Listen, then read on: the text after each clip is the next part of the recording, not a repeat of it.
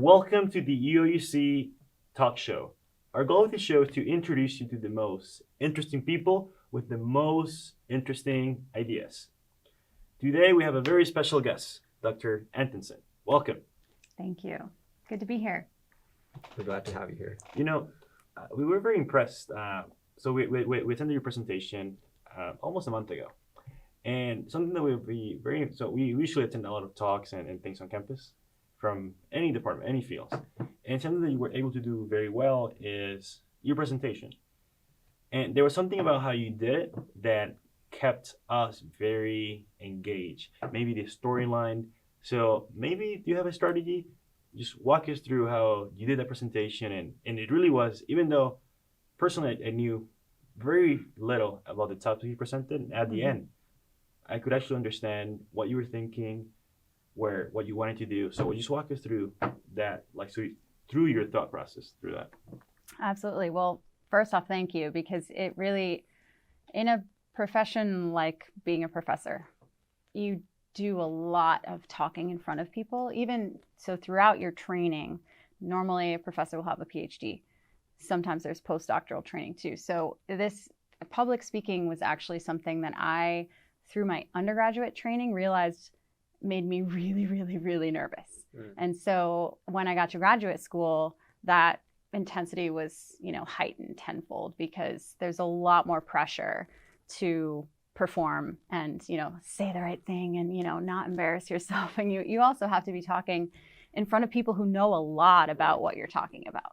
So I'll say giving talks did not necessarily come easy to me in the beginning. And so that's what I have done through the years is practice. I figure out what works for me, what helps, what I can do when I'm generating my slide deck to help cue me into what I'm trying to say on a particular slide and kind of keep that story flowing.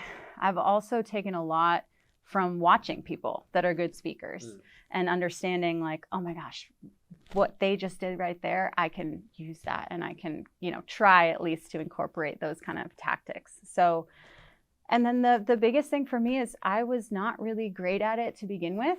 And so I think of myself as when I'm an audience member, and when I started grad school, I started right out of undergrad, did not have any real intense experience with research. So starting graduate school and kind of just coming right out of undergrad without a ton of preparation, I kind of got hit in the face with this is grad school. And I felt always out of place, always oh my gosh, there's so much I need to catch up on. I'm still kind of learning the ropes.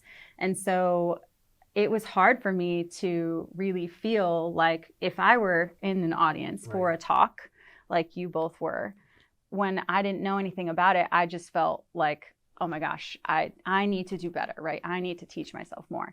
Until I started to realize a lot of other people in the audience felt exactly like I did.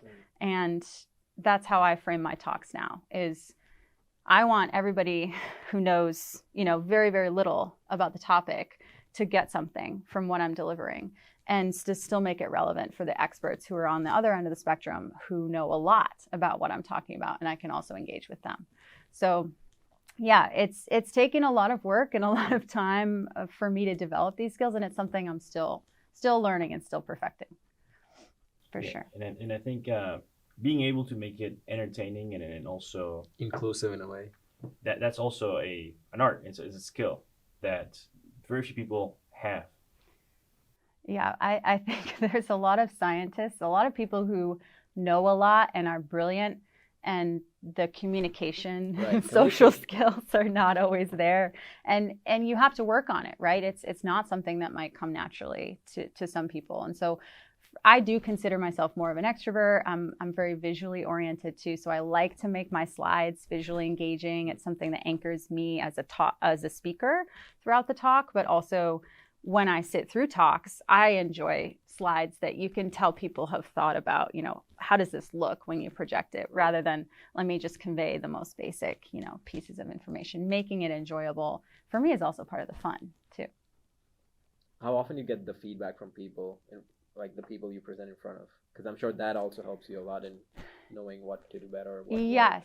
Yes. So it depends. Sometimes, from my colleagues, it might just be that they're asking particular questions that I can glean, like, okay, maybe I should have delivered this portion a little bit better because they wouldn't be asking me this question if I had made it clear to begin with. Sometimes it's more of like, okay, they're asking about this portion. I should include more of that in the talk and engage more with that, angle.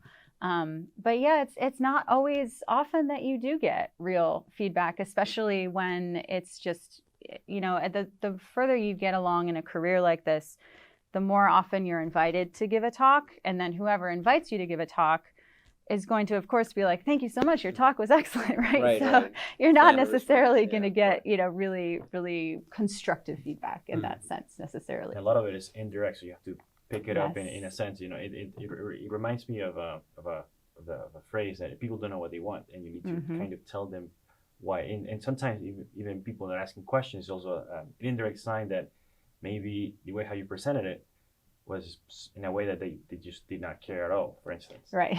So a lot of the very indirective things. So you mentioned that public speaking is something you're still learning.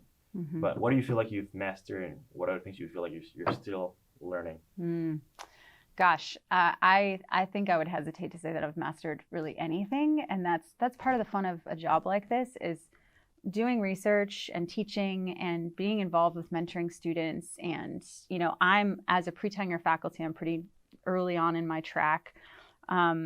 It's a lot of learning for me. So it's almost like at each stage of my training, when I went from high school to college, I was in for a bit of a different setting of like, okay, got to get used to college now because it's quite different from high school. And then once, going from college to grad school, very, very different, still learning the ropes. From grad school to postdoc was actually really enjoyable because it was a lot of the things that I was doing and mastering as a graduate student, and I didn't have any classes to take, and I could actually, really sink my teeth into things that I hadn't had time for before. And now being a professor, it's kind of back to that same like, oh my gosh, I'm the new person in the room. There's so much that I don't know yet. And half of that is just learning the ropes of how things work on campus, learning how to write a good, compelling grant proposal, which funding agencies to write to,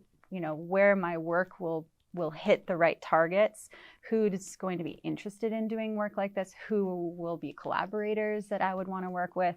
So there's just constantly things that are shifting and changing and getting more and more advanced and exciting too. There's new equipment, new, approaches to the science every day.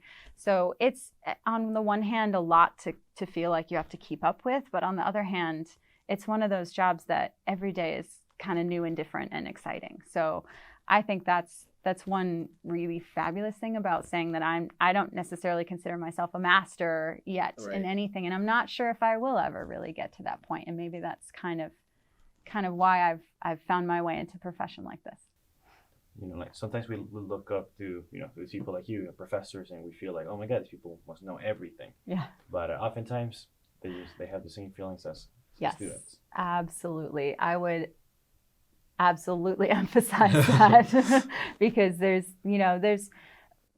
at the end of the day, this is something you come across no matter what profession it is, of that hesitancy to approach the person that you think knows everything, and you're the person who's just getting into it or just doesn't know enough. And most of the time that person's a human just the same. They have a family, they have life problems, and they've struggled in their life before, and there's concepts and relationships and things about that person that are just the same as you. And that's always, I think, one of the main things of kind of being the professor, right, is I'm just the same as any of the students that I teach, right? And I also want to, as much as I can when I'm mentoring or teaching, whether it's in the classroom or in my lab or whatever the setting is to kind of break down that wall and say, hey, I'm approachable, I'm a person. And the more conversations we have, the better it is for both of us. Right. And, the more I can do for you and the more you can do for me. It's a give and take on both ends. What is a skill that you're trying to master or working on right now? Oh goodness, there's so many. So when you think about research, at least in my field, so I'm a neuroimmunologist, I do a lot of bench work, what we call bench work, wet lab work, running assays and doing, molecular work at the bench. I also work with animals. So I do biomedical research, so it's preclinical. So the idea is using animals to model human disorders. So I work with animals, so there's a lot of like hands-on work that goes along with that. And when I was in my training period, so as a graduate student or as a postdoc, it was a lot of that hands-on and less of the writing, conceiving. And so now it's totally flipped. I sit at my desk a lot more and use my brain for, trying to be creative, reading, writing. Those are the things that it's taken me a little bit of time to kind of feel more comfortable in the new role, in the sense of half the time I just want to go out into my lab, grab a pipette, run an assay, put some headphones in, listen to a podcast, right? Like just totally zone out and do something like that, because what I'm having to do right now is just constantly be on, in the sense of I'm coming up with ideas, thinking about what the next grant proposal should be, what the next manuscript should be that I should publish, and how to mentor my students, how to create a lab environment that's conducive to this creativity, and to also not lose sight of why we're here and why this is exciting. And so, so the new skill I would say is being a good boss. Managing is always, yes, like no amount of like textbook learning can teach you managing. Like you can read every book on managing, but unless you actually do it, you're not. Totally. And it is, I tell my family a lot of times, because this is a job that not a lot of people understand, and it also looks different. If you talk to a history professor, they're going to be telling you a lot of different things than I am telling you right now. And what I tell my family is we're kind of running a small business. So we're the accountants, we're the, grant writers, we're the PR firm, we're the HR firm, we're the, recruiters, we're the actual scientists and the actual teachers as well. We're all of those things. So that part I'm trying to master, to learn. And that idea of being interdisciplinary, I think that's something that needs to be put across more, because I feel like people get too focused on their major, and they feel like, okay, if I'm doing this, then I've only be doing this for the rest of my life. But that's not usually how it would pan out, right? Because they're like all of these fields like biology, physics, chemistry, right? They're all so interrelated that even if I'm studying physics, at some point I'm going to have to rely on chemistry to maybe solve my equations, or even biology to understand what's happening, right? But I think that notion of just being fixed to that one small world it's just like, it's not efficient. And I think having that idea that you need to be interdisciplinary and focus on the other things that are connected to your field too is like very important. Right. Absolutely. We see that all the time. And I try to teach that as well when I'm teaching physiology.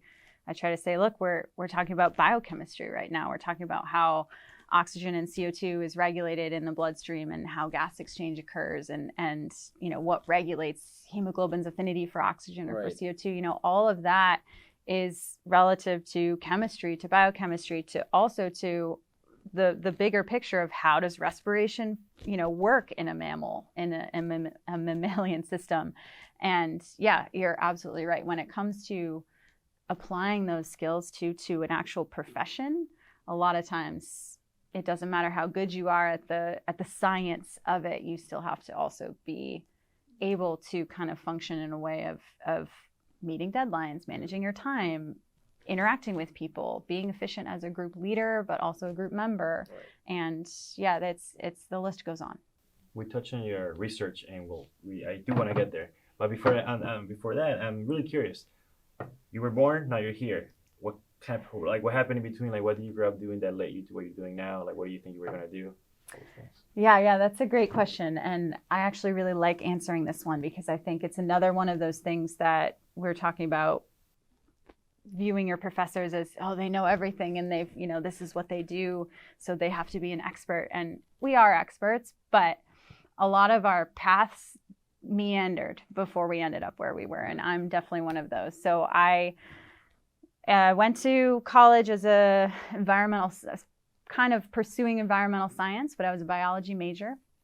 Before I enrolled in a Bachelor's of Science program, though, I really highly considered a fine arts degree. So I almost went to design school. Wow. And could have just left all the science behind. And my senior year of college, I had the opportunity to study abroad in Milan, Italy. And I chose that city because that's where the Last Supper is. Mm-hmm. And so I could see that in person. Beautiful. And it was just as awe-inspiring as I anticipated. But it was my kind of chance. Either I could have graduated a semester early or just use the tuition dollars that I was expecting to spend anyway on this experience of a lifetime. And it was that. So what I did was I did the first semester of my senior year abroad, and I just took psychology courses, photography class, art history. Wow. I did kind of immersed myself in that art and design Culture. kind of world. Exactly. And didn't do any science when I was there. And that was sort of a litmus test for me in the sense of, do I want to do this or do I miss the science?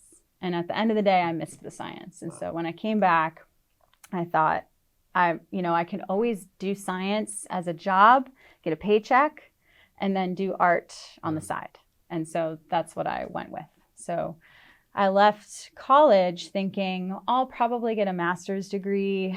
I'm a biology major. There's not a ton that I can do with that, at least with what I was interested in doing. It's not as easy to just walk right off with a bachelor's degree into a profession, at least not with a biology degree most times. So I thought I'll get a master's degree. I don't know about this whole grad school thing, but I'll give it a try. Master's programs usually about 2 years. So I applied. I was interested in working with animals. So I had considered pre-vet for a while as well, of going into veterinary school, realized that wasn't really for me. So by the time I decided on graduate school, I thought I'm really interested in animal behavior and animal welfare. And so I picked an animal sciences program. So I applied here, and I applied to several other schools across the US. And some of the other programs were a little more agricultural focused and less on the animal behavior. And so I got a call from, he's now the department head and also the head of the department that I'm now a faculty member in. And he was looking for a student to do the behavioral tasks that he had funding for through his grant. And he uses pigs as an animal model. So I did a phone interview with him. And I was immediately like, this sounds amazing. Let's do it. So I ended up here. I was a master's track when I first started. And as soon as I, kind of got to the end of my second semester as a graduate student, I thought, I don't want to stop doing this. I'd like to keep going. So I was able to switch my curriculum from the master's track to the PhD track.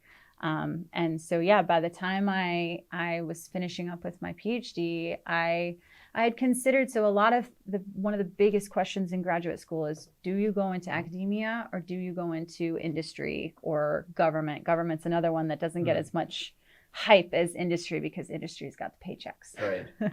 But I had kind of vacillated back and forth. And so a postdoctoral training is very much like a residency program would be for an MD or a DVM. And I thought, let's just do the postdoc, because if I want to go into industry, I can still do that at the end of that. But it's really hard to come back to academia if you don't do the postdoc. So I was really fortunate to get in touch with someone at The Ohio State University. They have a really great institute there that's in the psychoneuroimmunology field. And it was a much different experience being on that campus for my postdoc as well, because I was on the medical campus. And so I was right immersed in the hospitals. A lot of their animal housing is actually in the basement of some of the hospitals. So, I'm seeing that kind of hubbub every day. And it was really a good experience, because you can get a job as a faculty member in a College of Medicine setting like that as a tenure track faculty who primarily does research, and it's framed a little bit differently. And so I got a good experience at that institute for kind of what am I looking for if I'm looking for a faculty position. And I was interested in teaching, and so coming back here, the opportunity came up. It wasn't necessarily something that I was thinking, oh, I'm gonna, come back to my alma mater and become a faculty member, but there was an opportunity, and my husband and I actually, he's also a tenure track faculty member, so we were very lucky to get 2 tenure track positions as faculty members. It's really not, it's hard, let's put it that way, to get 2 tenure track positions. So we're here, and yeah, it's been a great 2 years for me so far. What does he teach? So he's in the kinesiology and community health department. He's also multidisciplinary. So he kind of does exercise immunology and how exercise, physical health, or stress impacts intestinal microbiome and intestinal physiology. Oh, so there's some overlap between your research and... Yes. There is a bit of overlap. So we never really get away from the science. We talk science at work and we talk science at home. So yeah, but it is also, it's really nice to have a partner who understands what it's like to be in the tenure track system and in academia. And he was a really fabulous anchor for me when I was in graduate school, coming in with really no idea what was going on. I met him early on. He had already done his master's, and for me, he was just like worlds ahead of like, wow, that guy knows what he's doing. I don't know what I'm doing. So, when we started our relationship, it was really fabulous for me to have him as sort of that anchor of, and partner to be like, yeah, well, this is how things work. And, I would suggest that you do this, maybe don't do this, and that kind of thing. So yeah, it's been nice to have a partner in crime in that way. It's like you said, in a way that was a blessing, in a way that you guys ended up, you guys met here, which is, unlikely. And then you guys ended up coming back, which is also very unlikely. Right. So it's just weird how things work sometimes. But it was meant to be, in a sense, like how you decided not to do design. Right. And you decided to do here, and then somehow like everything just aligned for you to be here. So I find that very interesting, because what could be the purpose of you being here at the university, for instance? Mm-hmm. Yeah. I often think about that too. And it was really quite apropos, actually. So my husband had applied for an opening, and then, I sent in my application after he had been kind of given his offer, and then the pandemic hit. And so I came for my interview here, maybe not even a month before like the whole world shut down. And so we were negotiating our positions here while the pandemic is raging. And, we accepted our positions, we moved, we bought a house, we bought a car. Like there was a lot of things that were really just aligning for us, right, juxtaposed to the fact that we're still in the middle of a pandemic. So it was also interesting in that sense of like, wow, we're really succeeding in all these, career ways and life ways that we've always wanted.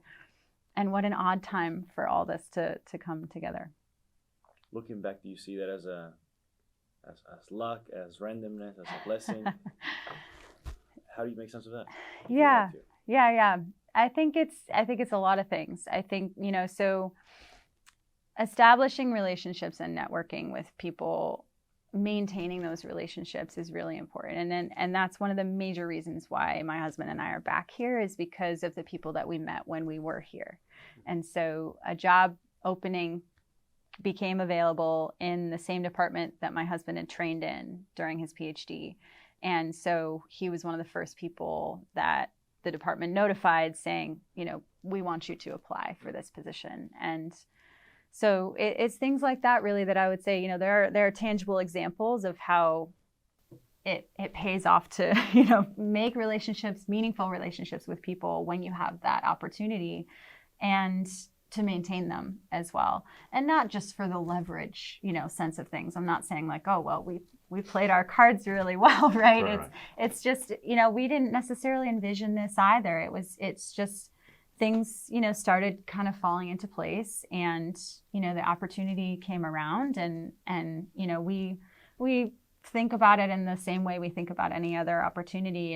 And obviously we know people here, we have those established relationships. We have an understanding of how our departments work. We're both hired back into the same departments we were in when we were grad students. So I think for us, we had that opportunity for a unique experience and a unique perspective on being able to understand, and in some ways maybe even a leg up to folks that are applying to institutions that they're not familiar with yet. So yeah, I think it's a lot of things. I think it's, kind of in the sense of playing your cards right, but also to roll with things when those opportunities come around, and still do your due diligence, right, of picturing yourself there and figuring out what's right for you. Because if this wasn't the opportunity we were looking for, it wouldn't have benefited anybody if we said, okay, sure, we'll come, but nobody was really, looking for that. So also do your due diligence in that sense of, we wouldn't have come here if we didn't know that it was a fabulous place to be, an R1 institution, good teaching, good colleagues, good research, a good environment. So yeah. So you mentioned that you came back here to do your PhD, right? And how did you find your focus of research then? Because you mentioned you wanted to do something related to animal welfare, right? But that still doesn't get us to what you're doing right now. So yes, that's a good point. Yeah, yeah. So I will say honestly, the way I describe this to people is that I still didn't know what I wanted to be when I grew up. So I ask people that. I think that's just a bad question.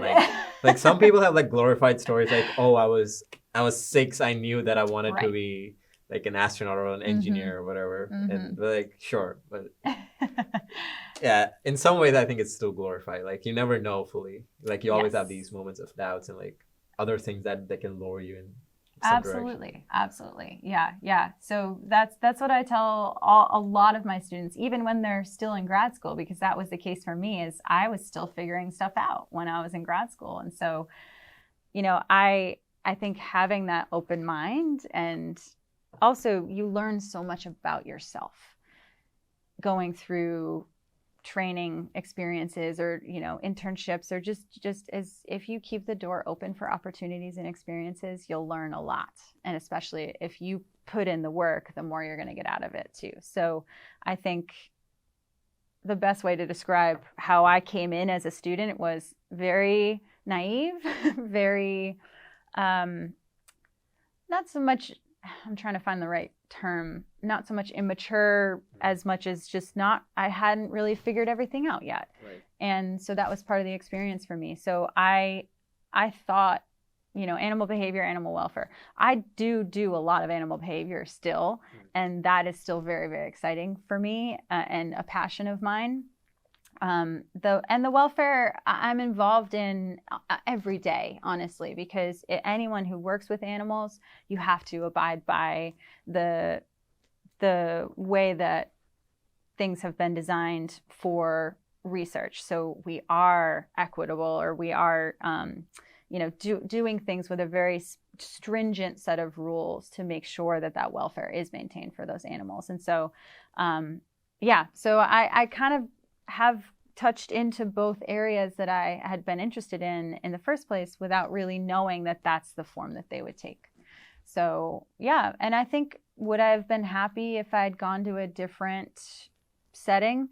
Probably. I think that was kind of where I was at in my life, that I probably would have been happy and excited about kind of doing anything that was within that, bigger realm of things. So yeah, but then I never would have met my husband. So, yeah, that's the best way I can put it. Is it's just, at least for me, it worked out because I was able to still pursue what I was passionate about regardless.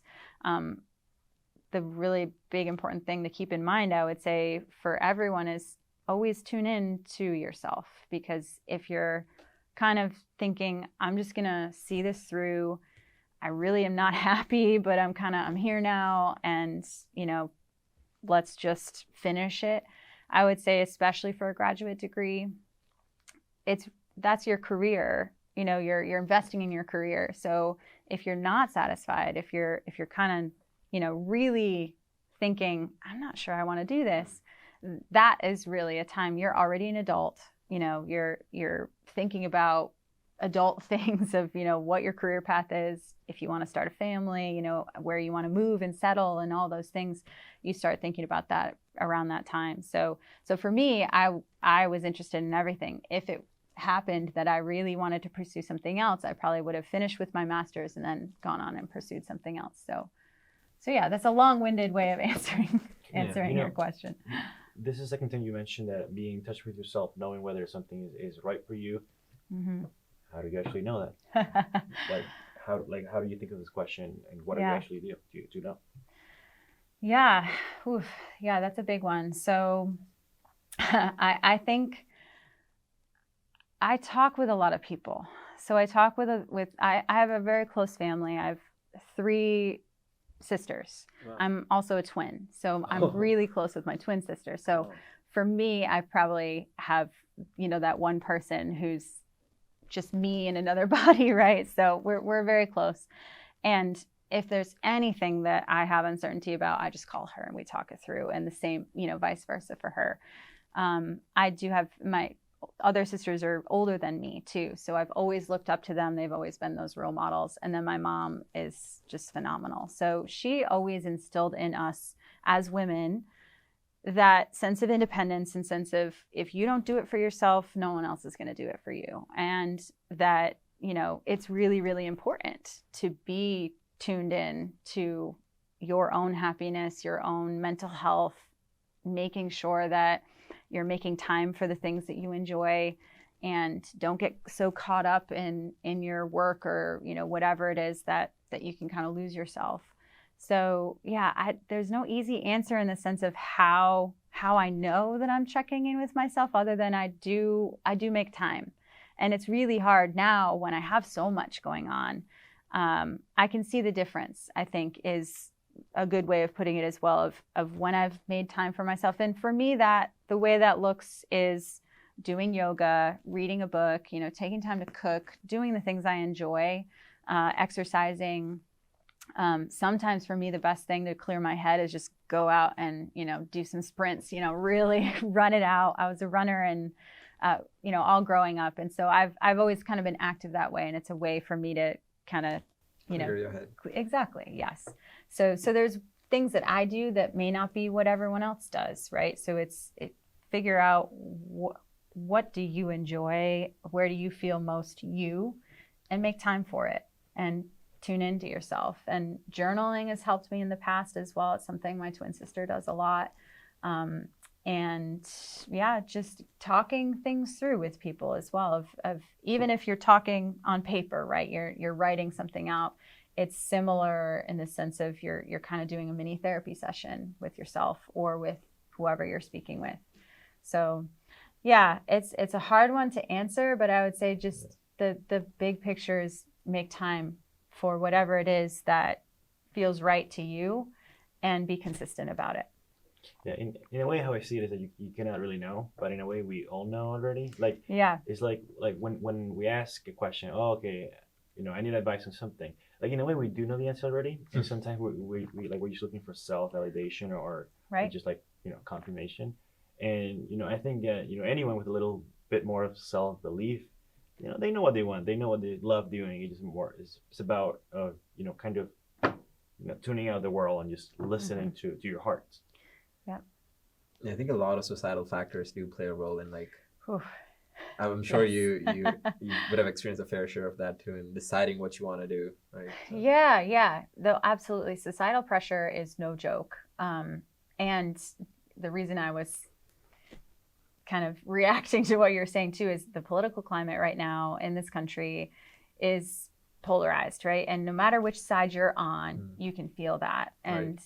So it's rough, I think, to be a human being on this earth. We're still really not over a pandemic. Right. Really political tensions across the world too. I mean, there's wars ongoing in multiple countries around the world. It's really hard to be a person and go about your life without having that impact you. And a lot of times you shouldn't ignore it, right? You should be engaged. You should at least be aware. But if you're too aware and too involved, it can overwhelm you as well.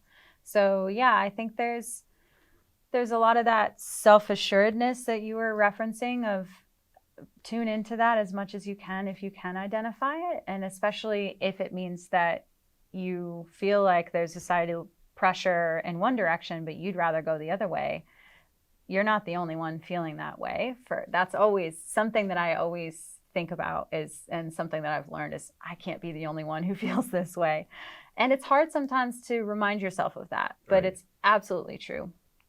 And yeah, the societal pressures, no matter what it is and no matter what form it takes, no matter what society you're talking about, it's definitely real. And it's hard to buck the system if you're kind of under that pressure. What has kept you going or during these like challenging times, or what has kept you motivated, like in your line of sight at your goal or whatever you're trying to achieve? Yeah, so I think the idea of how I approach research is this is a factor of research, I think, just anyway, is that you're always trying to discover that next new thing.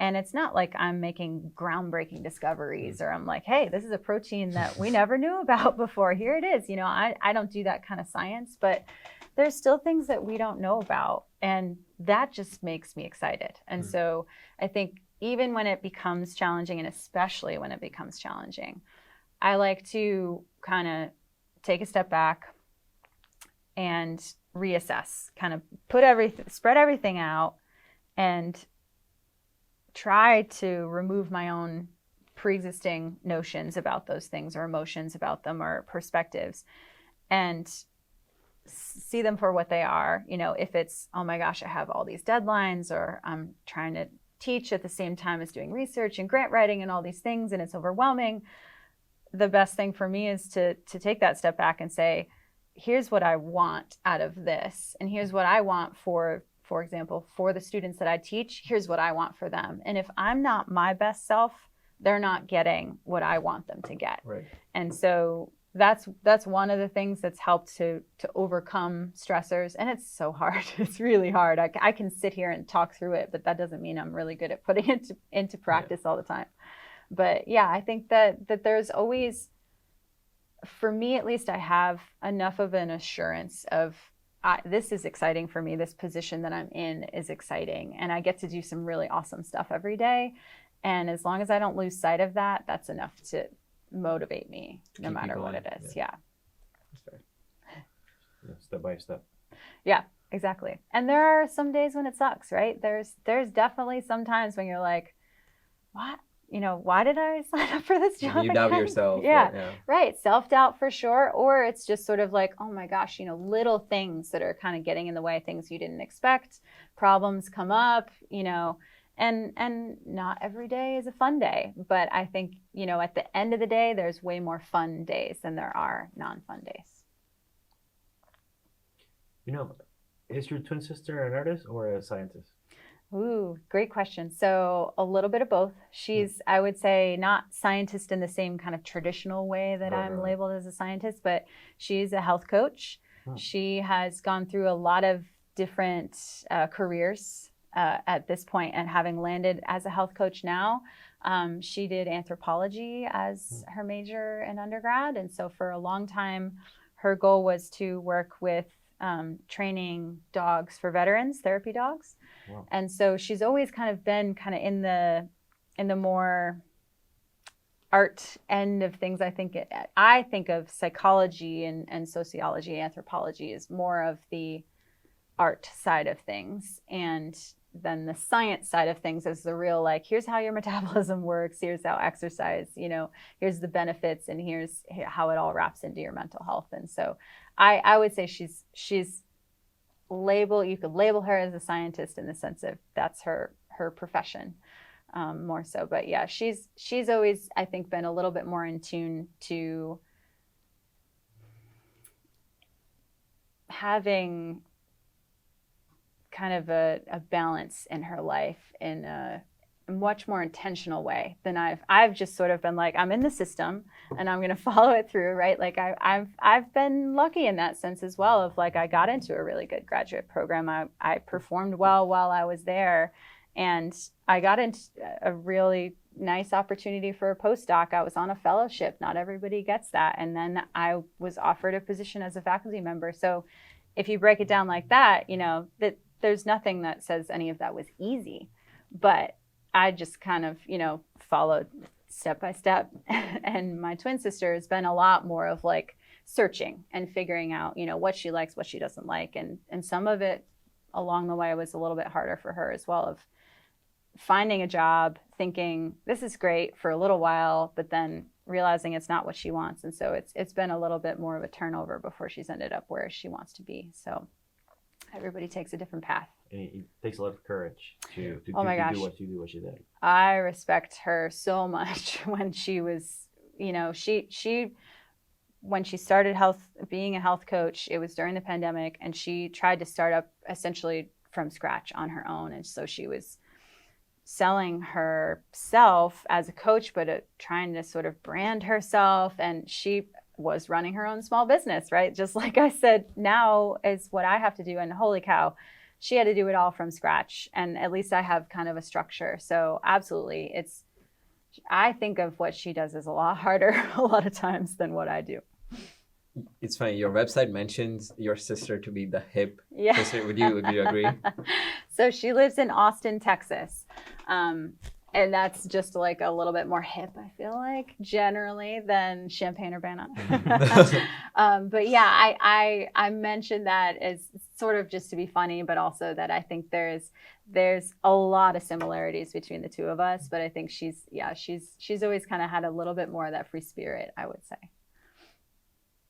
You know, that ability to just try things and just not know what happens, but still try, and then right. I don't like this. Okay, one more thing, and exactly like that, like not being afraid of complacency in a way, and yeah, and trying things for the sake of trying things, and also realizing that it's hard and sticking with it. And yeah, there's so many things that she's overcome that are just, they're different than the things that I've had to overcome. But it's always, everybody has their struggles, and she's done a fabulous job of sticking with what she knew she was passionate about, and in the end she's here. So she's made it to what she ultimately was hoping for, and it's because she stuck with it. And I think that notion where you think, okay, at this age I'm supposed to accomplish this much, and I think that's very degrading in a way. Yes. Because if you break out of that notion in any way, you feel like you're losing, or you lose confidence, right? You feel like Absolutely. You're doing something wrong. Like why are things not working out for me, or why am I still figuring out what I want to do? Right. I think that's just in a way, like toxic mentality to have. Like, I don't think anyone is supposed to accomplish anything at any age. I think everyone takes their own time, and it's all dependent on when you find it and if you find it, right? So absolutely. I'm sure she went through that phase too, where like knowing that it took her some time to get where she wanted to, but the fact that she had the courage and, as you mentioned, the support to reach that goal, I think that's all that matters at the end. Absolutely. Yeah. I'm not going to be able to say it any better than that, but yeah, so goes into the societal pressure kind of aspect of what we were talking about before as well, of this isn't what I envisioned for myself when I hit my 30s, right? To not have all these things figured out yet. But yeah, I think it also kind of comes back full circle to how our mom raised us too, in the sense of there's a reason for everything. And often life throws us the biggest challenges because that's when we learn the most. And that, you know, the bigger the challenge, the more we learn from it. And so there's a lot of like, not so much woe is me of like, oh, I had all these goals and I didn't reach them. It's more of like, I have different goals now, or, you know, look at all the goals that I did reach. And, you know, my perspective of what I thought I would be when I hit this age is just different now. And there's a reason for all of it. So, yeah. You mentioned that the system seemed to work for you, right? But were there times where you doubted the system, where you felt like what you wanted was a little related to breaking out of the system in a way? Or are you happy with the system? Is basically... So yeah, this is this gets into like, how much time do you have? No, it's a lot of, the academic system is fabulous in so many ways, but that doesn't mean that it's not flawed. You know, and I can speak a lot more to what I experience at this position that I'm in. The academic system touches so many levels of people's careers. So we can talk about college, right, and how some folks get left behind out of that system because the system isn't working for them. That absolutely happens. So there's flaws in the system at that level. There's flaws in the system at the graduate level where trainees, they're honestly not paid enough. So graduate students, so it depends also what graduate program you're in. Sometimes that tuition is waived. Sometimes you pay tuition as a student. You're a tuition paying student and you take classes very similar structure to what it was in undergraduate. But in a lot of the graduate programs that are in my field and related fields, that tuition is waived and you get a small stipend. And it's because you're taking classes, right? You're still a student, but you're doing work on top of that. And so you're performing your dissertation work on top of that. These days, the stipend is barely enough to live on, I would say. So it's enough. It can get you by, but for how many hours you're working, it does seem like so much of the time it's inhibiting for certain folks who have other responsibilities outside of what they're doing and don't necessarily have, you know, the luxury of entering graduate school. Even though they don't have to pay the tuition, they might have to take a second job outside of work to make ends meet. You know, they might have childcare duties, they might have, you know, family care duties, whatever that form that takes. And there's also a lot of, if you don't get through college, you're not getting into graduate school. And so when do we end up picking up those students who fell off early on? There's not a lot of structure for that. So that's where there's a lot of issues in the earlier stages, and it continues through the later stages. So there's not a ton of support for early career faculty, depending on the department and depending on the institution. You know, some institutes, some universities, some departments are really fabulous about this, but some are not so much. And I think it really is hard at that early stage when you don't have your own independent lab research program built up yet. When I'm writing grants, my grant submission gets reviewed right alongside the submission from this fully established professor who has, you know, decades of preliminary data, publications. That person has a track record, right? So there's a little bit of a boost sometimes, depending on the funding agency or depending on the call, that an early stage professor might get. But that's not always the case. And so there's a lot of ways in the system that, so again, I'm giving you kind of the surface level. There's a lot of nuances to all of these stages. But yeah, there's a lot of, we don't get paid enough, honestly, as professors. No professor gets paid enough, especially when you compare it to what we would consider the equivalent job in industry. And so there's a lot of issues to that. There's a lot of service that's expected of faculty members in addition to what they're already doing. That's just an expectation. There's no additional compensation for that work. So so it's, if I were to put it in a nutshell, I would say not enough recognition of the efforts that people put in, and that's all through the levels of undergraduate, graduate. A lot of times when we talk about this, we're talking about graduate students or postdocs even. And so they're collectively termed trainees. So they're just constantly training, right?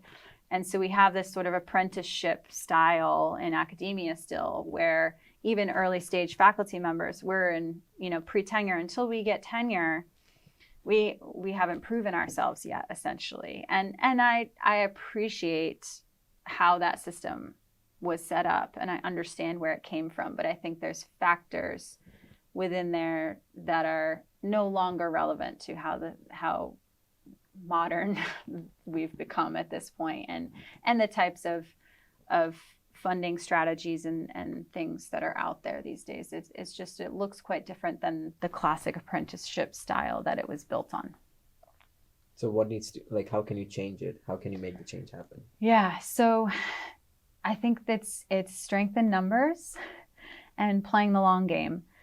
And a part of me kind of feels deflated saying it that way, because I would love to say, like, we just need to get out there and do things about it, and I can do something about it. And it's not untrue to say that I can do something about it, but I think it's really going to take a push from a big group of people from all areas to say, this is a problem, this, to outline it and to document it and to say, not only is this a problem, but we've come up with solutions, right? So a lot of times when you're trying to change something, you have to have a vision for what you're trying to change it towards.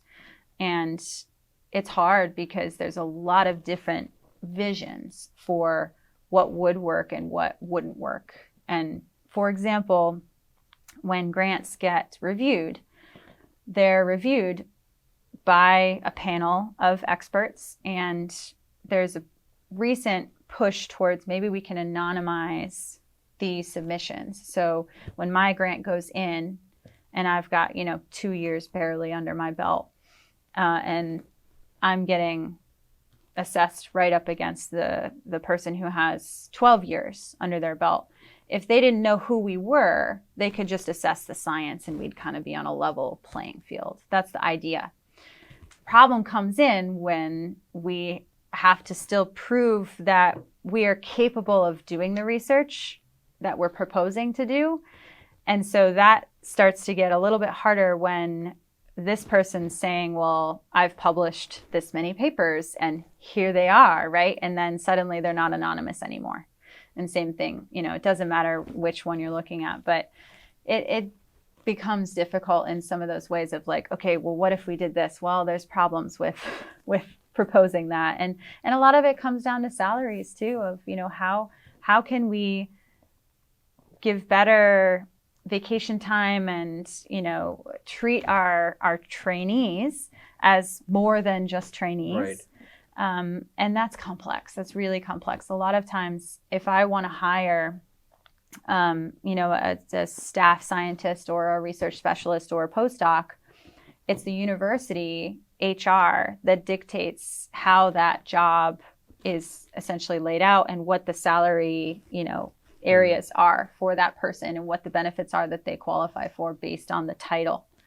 And so there's really not much that me as the PI, as the principal investigator, the professor, the one who's leading the lab, there's not much I can do, unfortunately, as just that one person. And so that's why I say it's going to take playing the long game, but with a lot of people, to all of us come together and say, this isn't right. I should, as someone who's running my own research program, as the boss, right, of that, I should be able to say, well, I'm going to hire the person who's qualified and I'm going to pay them what I think they should be paid. And some of that also comes down to, I can't afford to pay them, right? So I'm just starting, so I can't afford to pay what somebody who has, 10 grants maybe can afford to pay someone. And so then you generate a bit of competition in the sense of the qualified applicants are always going to go to the ones who have more money to pay them. So then you run into an issue there too. So yeah, it's complicated. But yeah, playing the long game, and I think being vocal about these issues, right?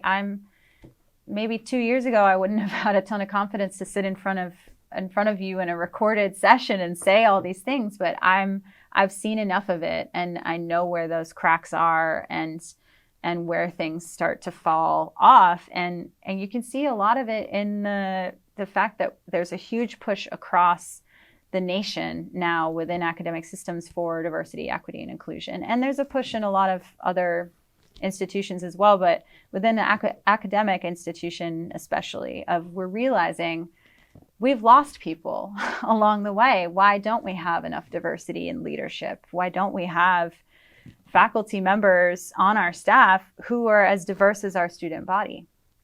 And so I think that it's through the years, that has, you've had people who are championing diversity, equity, and inclusion. And we've now been able to say at the, leadership level, this is a problem and we need to invest in fixing it. And so I think, it's kind of that one step at a time, keep pushing, keep talking, keep voicing, the issues, and also saying, what if we did this? What, here are the possible solutions. Because if you just say this is a problem and you don't offer solutions, nothing really can get done. In a way, it's like being like your sister in the sense of like trying many things and also having the courage to try it. Yep. And like you said, I appreciate the fact of being vocal of those things, because there seems to be this trend of like self-censoring for some reason, like this fear of not being yourself and not speaking what you actually think. And if you don't actually do that, most people, even though they're feeling the exact same way, they don't say anything because of no one says anything. And it's like like propaganda. It's not like telling you what to think. Right. It's telling you what other people think you think. So it's just like the whole mess. Absolutely. Yeah. I think that it comes down to the societal pressures that we were talking about before as well. That's a lot of times why people stay silent, is because either they think that they're going to get shot down, or they think they're the only one who who feels that way. So we have in academia especially, but I think in a lot of professions, what we call imposter syndrome. Right. And it's that feeling of, I'm the only one who feels this way. I'm the only one who is kind of inadequate in whatever way that you're fearing that you're not up to par. And that's never the case. Everybody feels imposter syndrome. So clearly there are more people that feel the way that you do. And there are more people who wonder about these things and feel like there should be something that's voiced. And strength in numbers, I think, is the more we speak it, the more, it's going to become a lot more accepted to talk about these things as well. Yeah, I mean, there's some sort of joke is that, something is true not because of whether it's true, it's true because of how many times you hear it. So in a way, you're right. And it's similar to songs, like the song we like is not because they're good. I mean, they're good, but we like them a lot more because of the more we hear them. So you're right. And it's hard. But do you think these institutions are, quote unquote, fixable? Or do you think we need new ones? Or would you even consider doing a new sort of type of institution if it were to be created? Yeah, that's another great question. I would say, a lot of times to be successful in changing something, you have to be in it. And so that's kind of how I feel as well of, there are a lot of people that I know, even some of my own friends who, went through a graduate program around the same time that I did, who kind of became disenfranchised enough that they said, all right, I'm out. I'm going to a job that's going to appreciate my skills, and going to a job where I don't feel stressed all the time, and where I actually make money that I'm owed. And I think, there's absolutely something to be said for that. They have every right to feel that way. And I have felt, throughout my training, I'd be lying if I didn't say that I had considered getting out of academia as well. But, understanding the caveats and the kind of underbelly of a system that you're in is one of the ways of understanding how to change it and how to improve it as well. And so I think being in it, I still see some fabulous people that are in these systems too. And I think so many people are in it for the right reasons. Right. And, it's a matter of understanding what can be done, what's broken and what's not broken, because I think there's a lot that's not broken as well. So when you say, is it fixable? I think it's fixable. Is it going to be easy? Probably not. And, how broken is it? It's not that bad. I think there's also a way of when you're in it, you always see the bad things, right? You're always like, oh, but this could be better, or this could be better. I think the big picture is academic institutions, we're on the cutting edge of research. We're sitting here in this beautiful studio in this beautiful building on campus, and we have access to so many things, and we're able to have a chance to sit down and talk about these things. And a lot of that, I think we should never take that for granted. So there's absolutely some fabulous, fabulous things about the academic system. I think there's more good things than bad. If there was another system, to kind of get out of this one and re-envision it entirely from scratch, I'd have to see what that looked like, I guess, before I'd be able to say yes or no to something like that. I think sometimes it really does help not to say like, okay, there's nothing we can do to, this is a goner, we got to start over. Not to say that, but sometimes it does help to say, okay, let's just wipe the board clean and start from scratch. And even if you're just envisioning, okay, we have blank slate. If we were to create, the ideal system for not just for education, but for research and for new ideas and how do we bring in all the things that we want to bring in?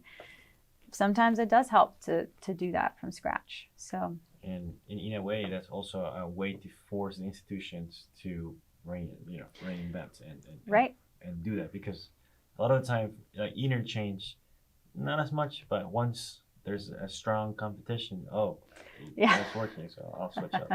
Yeah, absolutely. And I think there's examples of that in DEI initiatives, for example, diversity, equity, inclusion initiatives that have worked on some campuses, and a lot of, as soon as it's like, oh, yep, that was a success, we're going to start doing that too. And so sometimes it is, of like it putting the model out there, and that can be adopted by other institutions. But there's a lot of new institutions that are coming out. A lot of them are usually focused on more liberal arts, humanities, but I'm sure you'll hear them in a couple of years once they start focusing more on science. But it's a lot of interesting things that people are doing. People that feel the exact same way how you feel. And I'm excited because who knows what will come out of that? That's those type of efforts. Right. And who knows? I think there's a lot to be said too of the learner these days. The student looks so different than what that student looked like before. And I think the pandemic has also brought out some silver linings and some things of we can, kind of flip things on its head. It and just force you to rethink a lot of things. Yeah. So delivering education, or even what education looks like, right, is, I think, changing a little bit as well. And instead of what we think of as, you have credits that you have to complete, you go to class, you learn the things that you learn, you get your grades, and you walk away with your degree. I think the flipping the classroom on its head idea is happening a lot more, and with some really successful ways. And a lot of the times you have to force the professors or the school. Like personally, I'm working on this project that a lot of the writing for like gen eds and things like that, a lot of them are just meaningless. I mean, people are doing it, and people start to hate writing. I mean, I love writing. I write every day, but a lot of these things just make you just hate. So what we're looking at a world where people are able to do this seamlessly in seconds, and teachers cannot do anything about it. So they would be forced to do something else that would actually be focused on learning or something. That's a project I'm working on with AI and things like that. So it kind of a way to, it's an experiment to see would they actually change, or would they just look away, I don't care or something. So let's see. I don't know. I'm excited. Kind of a way to force a system inside the system, and okay, are you gonna change, or are you gonna or it's like the Benjamin Franklin thing. It's like join or die. Yeah. Are you gonna join, or are you gonna die? Right. Right. All right. What's going on with fetal microglia? Yes. So what I look at, where my research concept, the idea that I built my program on, is because it's one of those things that we still don't know yet questions. So this is about neurodevelopmental disorders. So autism and schizophrenia are two of the most well-known examples of neurodevelopmental disorders, but it can take many shapes of just intellectual deficits or cognitive decline, or, just inability to perform at the regular, what we would call the normal level. So there's a link between inflammation in utero, so when that baby is developing before it's born, to the risk of these neurodevelopmental disorders. And so that's where the term comes from, is neurodevelopmental. So with origins in that early developmental period when the brain is still developing. And so that link is actually quite strong with certain pathogens. And in fact, I unfortunately think we're going to see an uptick in some of these disorders now with the COVID pandemic, with women who experienced a severe enough inflammatory response to having COVID-19 disease. So the inflammatory pathways that are happening in the mom, we can kind of break this down into two different categories. There are certain pathogens that cause a very, very severe response, but that are also transmitted directly to the fetus. And so if you ever hear in pregnancy, pregnant women should avoid cold cuts, sushi, that's because of listeria. That's a bacterial pathogen that's really, really highly pathogenic and can also be transmitted directly across the placenta to the fetus. So there's a few Zika viruses, another one, so that's a virus, but the microcephaly, that small developed head, is one of the kind of classic indicators of Zika vertical transmission. So on the other category is non-vertically transmitted pathogens. So this is influenza virus, which is what I study. And in most cases, I would say COVID-19, SARS-CoV-2 falls in this category as well, where it's very less likely that pathogen is going to reach the placenta. So there's varying degrees of severity. And so I study non-vertically transmitted pathogens. So the really interesting question, and this is based in epidemiological data as well, is why is it that when a woman is pregnant and she gets infected with these pathogens, they're not transmitting directly to her child, her developing fetus, but that fetus is still impacted. And so there has to be a way that there's that communication that's disrupting how the brain is developing early on. And so that's what we're trying to answer. And so what we know enough about is that it's definitely the inflammatory component, the immune response that's mounted in response to that pathogen. And the developing brain actually, so this is also what's really cool about biology, is that inflammation and your immune response, it gets kicked off when you have a pathogen, anything foreign, or if you injure yourself. Right. Stress is also another trigger. And the interesting part is, even aside from a pathogen response, these molecules are circulating in your system to a certain level.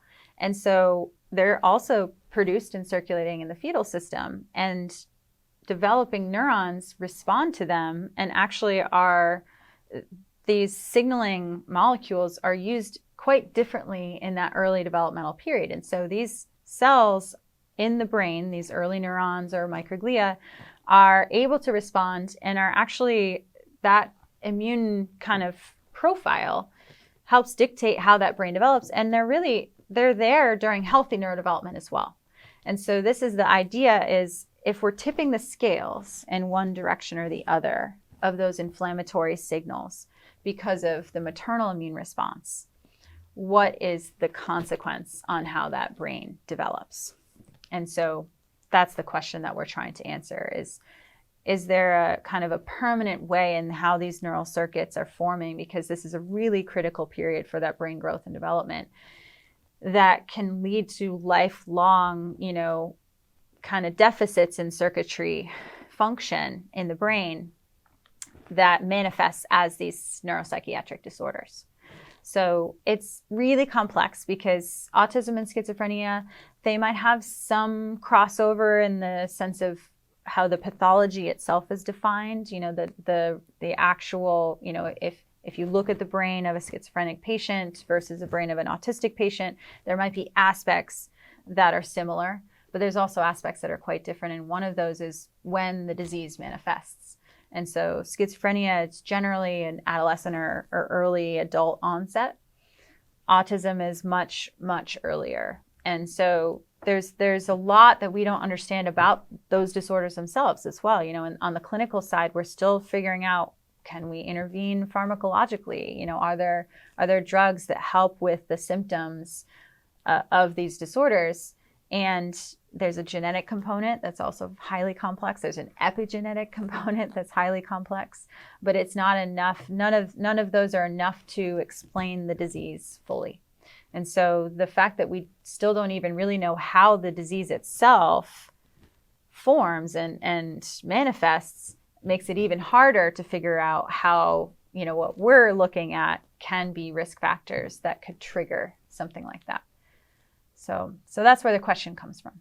Why is it only the brain that gets affected? Why, like, does anything happen to the other organs that are also being developed, or? Right. Yeah. So that's a great question, and the answer is yes. So it's the focus is a lot on the brain. Mm-hmm. So one thing I will say is well, there's two things. We're talking about risk factor. So it's not to say that any time a pregnant woman comes into contact with a pathogen, then her child is just pretty much guaranteed to, you know, exactly. So that's not what we're saying. We're just saying it's one of the risk factors that mathematically has been shown to be linked to these disorders. No guarantee.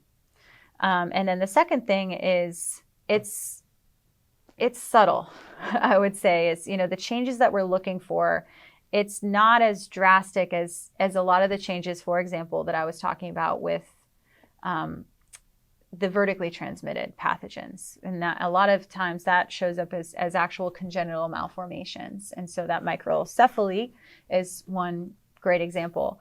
I'm focused on the brain, but there's a lot of people that talk about how the immune system is also developing at that point of that child, and early on postnatally as well. So there's predisposition to a lot of cardiovascular disease, allergies, how the immune system functions, autoimmune disorders. Actually, one of the kind of early theories is called the Barker hypothesis, and it's named after the person who first thought of this. And he was talking more about metabolic disease and he was studying famine. So famine, instead of a pathogen exposure during pregnancy, how that impacts the child as they develop later on. And these children that were in the womb during a famine condition are much more likely to have cardiovascular or metabolic diseases. And so, yeah, it's not just the brain that's impacted. It's absolutely lots of other body systems. But there's kind of a subtlety or a severity scale also that I would say. So famine is, you know, a pretty severe example of a condition that's really, really off of what the homeostatic state would be. And there's also part of what I'm investigating too is there a severity threshold with how sick does mom really have to get? Right, a threshold or something. Yes, before we start seeing these impacts on the developing fetus. So I'm looking focused mostly on right at kind of the time of impact. Like, can I trace this back to like when do things really start shifting and changing? And so that's why I'm focused on the fetal brain. But there's a lot of work that's been done in the early postnatal area, and then also later on in life. And a lot of times these behavioral outcomes that are indicative of human psychiatric disorders, we're measuring these in animals. Rodents are the most common. And so obviously all of that comes with a big grain of salt, because you definitely cannot diagnose a psychiatric disorder in a rodent, but you can do behavioral tasks and kind of probe to see what the normal behavior is, right, with the animal that was not exposed to infection early on, prenatally, versus the animal that was, and how do they differ in their behaviors. And you can look at social behavior, you can look at particular behaviors that we know are driven by particular brain circuits as well, and kind of trace that back to those brain areas. So yeah, it's definitely I really like to kind of sit in that uncomfortable, nuanced, subtle area, because in my mind, that's kind of what biology is all about. Of like, it's not black and white. We like to put things in a box and say, this is pro-inflammatory, this is anti-inflammatory, and they never really cross over. In reality, it's all on a spectrum. And so I think there's absolutely, there's a severity, perhaps there's a threshold, but maybe that threshold is actually a scale in and of itself. And yeah, so that's kind of where I am in my research is kind of feeling out where that threshold is, what's going on, if anything, that we can really point to in that early period to say, is this lifelong? Can a child bounce back too? Because that's another major question of, the placenta is really just a wonderful organ that protects that developing child from so many things. And a lot of my early research on this is actually showing that the brain developed just fine if it's a moderate infection. So that's also really interesting to me. And half of what's exciting about the research that we do sometimes is what we would call, quote unquote, negative data of like, well, we disproved our hypothesis. But that can be just as exciting or even more interesting sometimes than when you follow through and prove your hypothesis. Yeah, in a way, like the goal of science to be wrong, not to be right. So exactly. Yeah, I think you may be onto something really big because, especially in the U.S., there seems to be just a huge cases of like autism and all these disorders like ADHD. And I mean, I just saw a couple of weeks ago, there's about 80 million people with medicated with ADHD. We have no idea how this happens.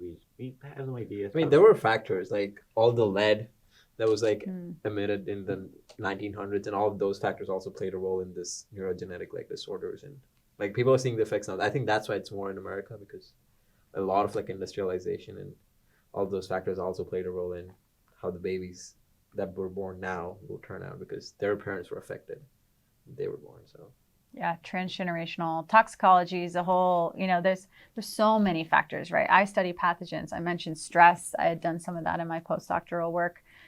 Toxicology, there's so many things that can have an impact. So yeah, it's a complex Why thing do you to think try to understand. Inflammation plays such a role in biology? Because it shows up everywhere. So yeah, do you like inflation? Like how do you see it from your eyes? Yeah. So this is kind of why I fell in love with this field too. So I loved neuroscience as an undergrad. And so when I thought about doing graduate school, I thought I definitely want to do something neuroscience related. Behavior was what I was really interested in. But I didn't really think about immunology so much. And it was interesting, but it was kind of, when I learned it in college, it was sort of like, when you have a disease or when there is a virus or a bacteria, that's your immune response. That's when that kicks in and, it clears everything up. And so when there's no problem, it's just kind of inactive, it's waiting in the wings. Now we know that's really only half the picture, and that these cells perform really principal functions in the homeostatic sense as well of non-disease states. So that's what fascinates me about this, is that, and similar to when I was saying you can't really put anything in a box in the sense of this is always anti-inflammatory and this is always pro-inflammatory.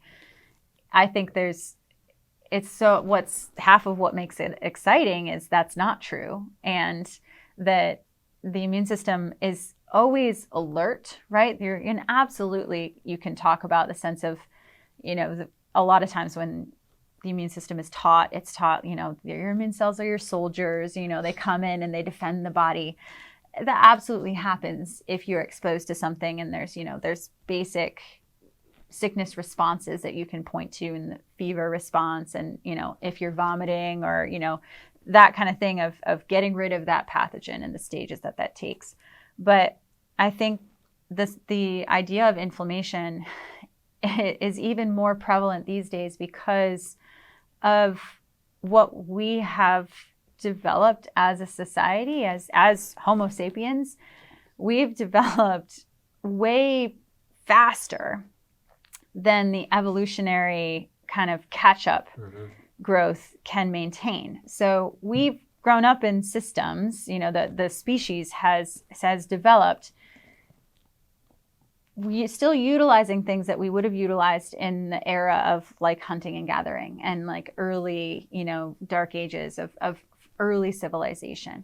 And so Robert Sapolsky talks about this a lot. He's an author and a professor at Stanford of one of his books is Why Zebras Don't Get Ulcers, is because a lot of our modern diseases, it's because the everyday stress or sedentary behavior or, chemicals that we're exposed to, things that the Homo sapien, species was not necessarily developed to endure.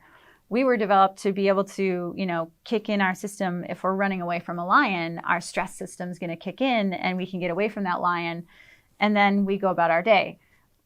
With the stressors that we have now, they're chronic. There's also kind of no release. It's not like we run from that lion and then we go about our day. We have these, we're driving to work and we're stuck in traffic, and that's a little thing that upsets us. Or we have a deadline for a presentation or something at work, and then there's constant work stress, there's family stress, there's pressures of all kinds, there's finances and things that are constantly going on in our brains in this modern society, things that we just didn't deal with back in the day. So I think that's really what fascinates me a lot about the area of research that I'm in, because it's kind of modern diseases that never occur, first off, in species other than humans, like ulcers, but as one example at least. And then also in the sense of a lot of our modern diseases are a function of how the society has developed. And, a lot of it's because of more sedentary behaviors. A lot of it's because of the stress, the chronic stress that we're under, and the things that we're exposed to, and the things that we just, the body hasn't necessarily evolved to cope with. So there's a little bit of that. I think it's also, when you're talking about do you like inflammation, or is inflammation a good thing? I think it's often tagged as, the danger, the bad thing. But there's a lot of good in the sense of how on a regular basis the immune system has to be vigilant, but also is involved with signaling between tissues and maintaining and kind of helping to balance things out. And so an entire lack of that immune system is, or dampening of the response in a way is also bad. So that's how I think of it. Yeah, and I see it's, I mean, there's a lot of work in longevity research, and inflammation seems to be an important thing that keeps the research from moving forward. Mm-hmm. But it's like you say, it's a beautiful thing because of how it works, but also it's a not so beautiful thing because of the things that it causes. But like you said, a lot of it has to do with our environmental things that are causing. And it's like we like usually how humanity would advance would be somewhat, linear with our biology, but for some reason we just developed way too fast that our biology did not have as much time to catch up. So that's a very interesting point that I haven't really considered before. So thank you for sharing that. Yeah. There's a documentary called The Social Dilemma. It talks about the same thing, where like why so many people are struggling with like social media and like anxiety and all of that, because our human brains are attuned to like care about what others think and what the society around us is thinking. And a lot of that we're getting more and more exposed to with all these social media apps, like, oh, how many likes am I getting? What people are commenting, right? But our brains are not at a stage where they can like, I don't know, in a logical way comprehend all of that data and like process it in a way that's healthy for you. So that's why people get so anxious and like get depressed, and all of those things also like play a factor with. Yeah, that's what it reminded me of when you mentioned that. Yeah, I think it's absolutely a factor. And another thing that I kind of didn't touch on so much, but like all these chronic stressors, like maybe we're worried about how many likes we're getting on our post, right? That activates the stress system, and that can activate inflammation. So low-grade inflammation, chronic, is certainly not a good thing. Right. It's not to say that there's kind of healthy low-grade inflammation and unhealthy. It's generally unhealthy to be in a chronic inflammatory state. So absolutely, we have some things that are working against us. I think the interesting thing of every system is that there are, the inability, again, to put anything into a box of nothing functions in a vacuum. The way that one system could be impacting another system, and you're saying, well, this thing's not bad. Well, it's activating something that happens to be less healthy or disease inducing or, whatever it is. And sometimes it's that in and of itself is okay, but the amount of time, the chronicity of that, of how often we encounter things that make us stress, give us anxiety, and could cause inflammation. That building up is really where the issue comes in too. So there's a lot of subtleties to it, because there's a lot of times actually that stress can dampen the immune response. And so when you are feeling really stressed, you often are more susceptible vulnerable, if you're in college and you're stressing over an exam. This used to happen to me almost every semester, where I would get tonsillitis or I would get strep throat or something around the holiday break, because I'd been pushing right up until I could finally take a break. And then, my kind of anxiety was able to, go home and then suddenly I'm hit with something and my immune system is not ready for it, right, because it's just been chronically dealing with these other things, which is stress. Is not an actual pathogen. So yeah, it takes on so many forms. That's exciting to me, right? And so I often tell my students too, of if I'm teaching as well, of students who want to go to vet school or want to do something in science, and if this doesn't excite you, like, maybe consider something else. And it's fine to admit that too, right? We were talking about before, like, knowing who you are and what you want to do. I'm just super fascinated by the science and by all that stuff. And so for me, that's a necessity of the job. And if it doesn't interest you, it feels like work, right? If it feels like, oh, I don't want to write, like the example you were giving before, I hate writing because it was taught to you in a way that you don't enjoy, that it depends on how you approach it, but you always have to understand whatever you do and whatever you want to do, especially when you're learning how to do it, you should be passionate about it and you should be excited by it. But yeah, I'm really excited for the research and the work you're going to be doing. Still somewhat early, but yes. I'm really excited. So I'll be looking forward to throughout the years on what you've accomplished, which I'm sure will be many interesting things. Like you said, you're on the edge of the unknown. So yeah, regardless of what happens, it will be exciting. Yeah, we hope so. I mean, obviously, it is early stages, right? So, and a lot of what I say every time I describe my research too is we're in animals, so we're several steps removed from the actual human condition.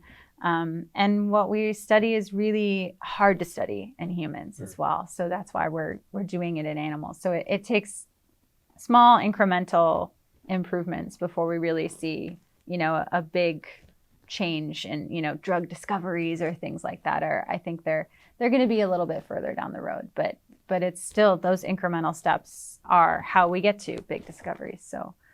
So yeah, I hope there will be some exciting things for you to find out in the next couple of years from what we've done. Can't wait. What advice would you give a student or anyone who's listening to this right now? I guess it depends on what stage of their career they're in. Let's say, college. Yeah. Thinking about what to do, the impact they want to have in the world. What do you tell them? Yeah.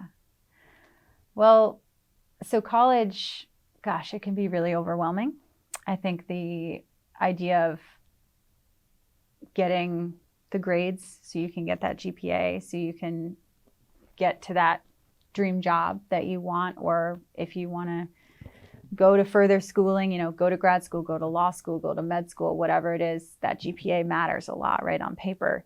I think the advice that I would give is concentrate less on that and think about more of what are you getting out of it?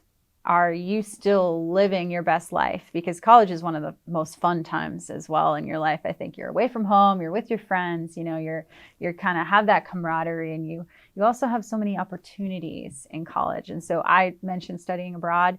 If you have the opportunity, I highly, highly recommend something like that in your college years, to do internships, take advantage of the types of things that you have access to as a college student, even if it's not necessarily within the, specific track that you expected that you should, thinking that you should take or that you expected to take. So yeah, I would say keep yourself grounded in the sense of don't get so upset about those exams and about those projects that you have and due dates. Do your due diligence, get your stuff in on time, try to perform well. But college isn't everything. And you will still, as long as you put in enough work, you will graduate, you will get that degree, and you'll have way more fun doing it if you care a little bit less about that GPA and a little bit more about the holistic experience altogether. And, it's not just about classes. And when you're in your classes too, the more you engage with the professors, the more you'll realize we want what you want, right, as well. And so the more you put in, the more you get out. And we're approachable. And if you need help, ask for help, right? Those are also ways that you can stop worrying so much, because you've talked to the TA or you've talked to the professor and you've gotten the information that you needed. And so you feel way more prepared and you feel less stressed when it comes to those, midterms and things like that are always stressful times. So yeah, I would say always keep that perspective and don't be afraid to ask for help, but ask for opportunities to do new things. And if you meet somebody who does something that you've always been interested in, reach out, ask, see if you can, get more experience in that. Ask them how they think of it. You can always ask somebody, this is something I highly recommend if you are considering a career, ask somebody, if you can get a hold of somebody who's in that career, ask that person, what do you do on a daily basis? What's your work-life balance? What's your day-to-day look like? As far as, are you working with your hands? Are you sitting at a desk? Are you, what kind of skills do you utilize every day? Because that's really, I think, what sometimes gets lost in the sense of I just need to get to med school, or I just want to get to law school. I just want to, that next step, I just want to land that, awesome job as soon as I get out of here, without really knowing what it is that you're working towards. So finding out more information about yourself as much as you can, explore as much as you can, especially if you're not somebody who has a very clear goal and direction, and enjoy it while you can, because life gets harder when you become more of an adult. And so, yeah, your college years are supposed to be enjoyed for sure. I think that's great advice. A good way to put it. and I think really treating it as a hypothesis is like, okay, I think I would like to be a neuroscience professor. Okay, let's talk to you, and then okay, what do you actually do? And then actually I don't like that. Okay, let's talk to someone in industry working on drug development. Hypothesis, not that. And then you go from there and actually and doing that while actually listening to yourself, because you have the answers a lot of the times, and you're just kind of matching and aligning those things together. Right. Absolutely. Yeah. And there's so many resources on this campus as well. So if you don't know where to look, reach out to, the career office or there's some office on campus that will be able to put you in touch with someone who can get you to that ultimate thing that you're looking for. This is a massive campus. There's so much diversity. So many people that you could meet who are here, who are fellow students, but also who are faculty members or staff members and working on so many cool things. So yeah, definitely don't be afraid to reach out. Small town, 60,000 people. So. Yeah, I know. So yes. A lot of opportunity. So we have a section that we call overrated or underrated. Ooh, okay. So we give you a topic or a statement, and you have to tell us what you think. Okay. So the first one, art history. Overrated or underrated? Well, I think it's highly underrated in my opinion, but I would say I'm biased because I really enjoyed my art history, and I have, excuse me, I always get this tick if I've been talking too much in the back of my throat. So I really enjoyed my art history classes, and so my father was an architect. He had a lot of love for art and art history and the history of things in the sense of the story behind. There's always a story behind something. And so for me, that's what the art history is about. Of like, I don't care, as much about what the final product is.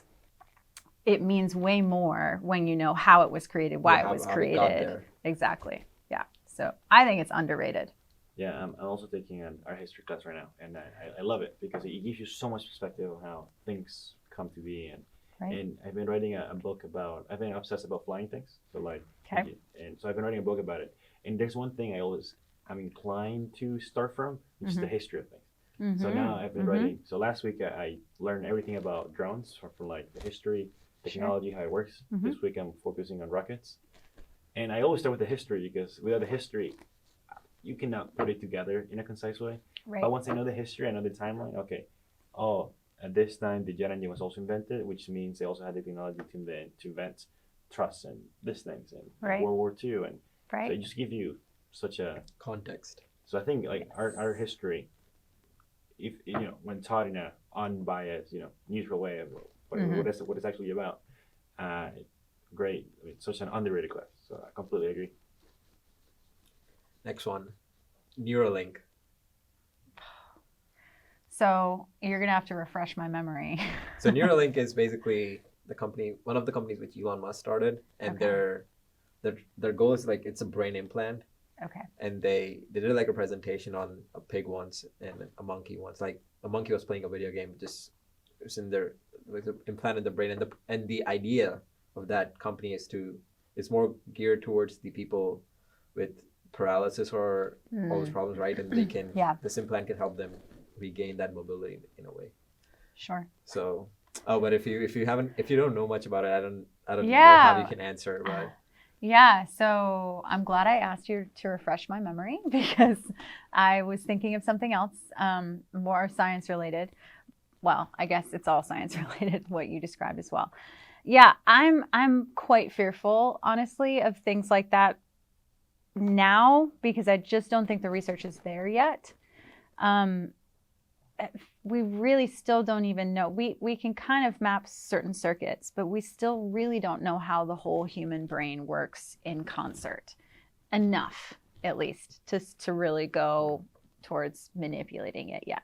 So that's what I would say. I'd say if I had to pick, I'd say overrated because I really think we're jumping ahead of the game, and playing with something that we're really not sure what it is yet can be quite dangerous too. I have one more for you. Charles Darwin and the theory of evolution. Oh, so underrated. Another thing that I think is, so the Galapagos, that was my second choice for studying abroad. I almost went to the Galapagos Islands, and it's like on my bucket list for life. And it's just one of those things. It's a bit about like the history of being immersed in that context and knowing, the idea of how Darwin came to this island and was able to really just observe the things around him and come up with this theory that ended up being absolutely correct, right? And it bucked the system at the time. It was really, really not popular. When his theory of evolution was released, it was like blasphemy. So that's another thing for me, is like, it's not just the theory, it's the story of like how was that theory even received and how long it took before people started to kind of come around and be like, yeah, I think this Darwin guy kind of might be right about a few things.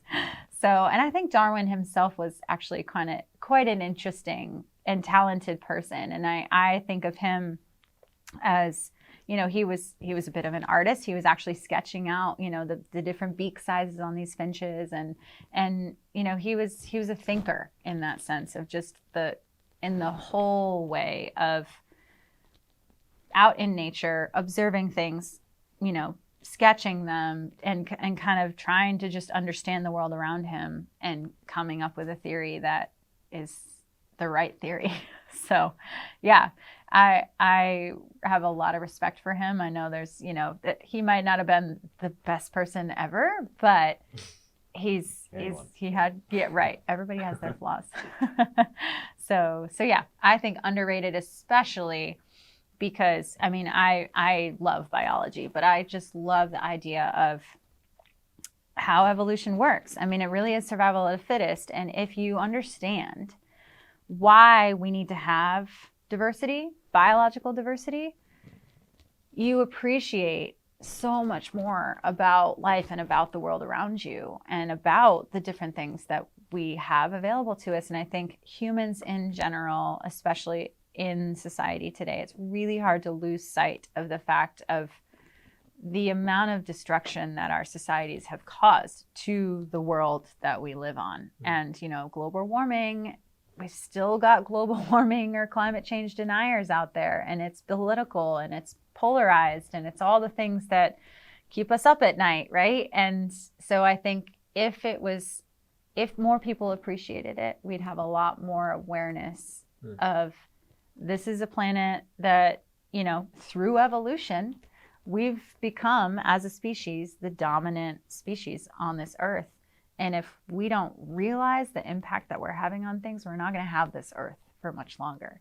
So yeah, I think underrated in that sense of like, if everybody appreciated it, maybe we wouldn't be where we are as far as climate change goes. And a few other things I think of, just an appreciation for the world that we live on, even if we weren't facing catastrophic destruction with climate change, that we'd have potentially just a better relationship with the world around us.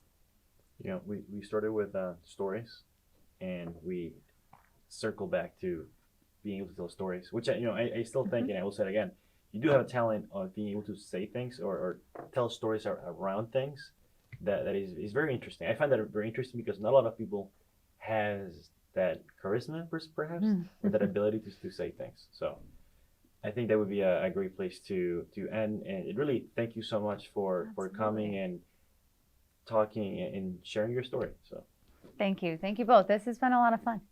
So, yeah, great. I mean, I enjoyed. I thoroughly enjoyed it. And thank you for watching. This was, I would say, one of our most memorable conversations, in my opinion. This is a topic we haven't talked about much. Like we haven't really dived deep into biology or all of those topics. So it was refreshing to like learn more about it from you and discuss this as a whole. And there were a lot of topics that we covered that were not related to biology. Like we talked about having courage, having perseverance. There are a lot of challenges that life can throw at you, and there can be a lot of factors too that can make you feel demotivated and just make you feel that you won't be able to get through them. But if you have the right people around you, and if you can build the right support system that can help you get through it, I think that's what matters the most. We talked about enjoying your life, and that's certainly something that I'm trying to work on too. Like I'm trying to make the most out of my 4 years here. I realize how important and how much I'll regret after if I don't do the things that I want to do right now. And I think it's true, like you mentioned, like every person says that once you become more of an adult, life gets harder, and adulting is hard. Right. And there are other things that will come that you need to worry about. And I think it's just, I think it's a matter of being grateful where you are right now and just appreciating everything and everyone that you have around you. So thank you so much for reminding that to us. Absolutely. Yeah. Well, you led the conversation too. So it's very refreshing to not always be talking about the science and the, what I do for a living. It's a good reminder for me, honestly, to have these conversations too. You're a person. I mean, you're a professor, I'm a person. but you're also a person. Still a person at the end of the day. With emotions and the heart and everything else. Yes. And I've been in your shoes, right? Like that's another thing that I like to remind students too, is not very long ago, I was in your shoes too. So I can relate as well. And so, and I think that, when we're talking about my communication style, I've tried to do that a lot, of think about, well, if I were talking to me, what would I want to hear? And what would have helped me when I felt like I was the only one in the room who didn't know the answer, who didn't really, know what the next steps were supposed to be, what I was supposed to do. So yeah. Perfect. Reach out to the professor who you think does interesting work. Don't feel afraid of talking to them. As you can see, there's a possibility that they'll be more than eager to tell you more about it than deny you anything. So take the first step of reaching out to them and asking anything that you would like to know about. And I think that'll get to you eventually to where you need to be, or maybe hopefully direct you in a direction that can help you reach where you want to be. So thank you so much for watching, and we'll see you in the next one. Awesome.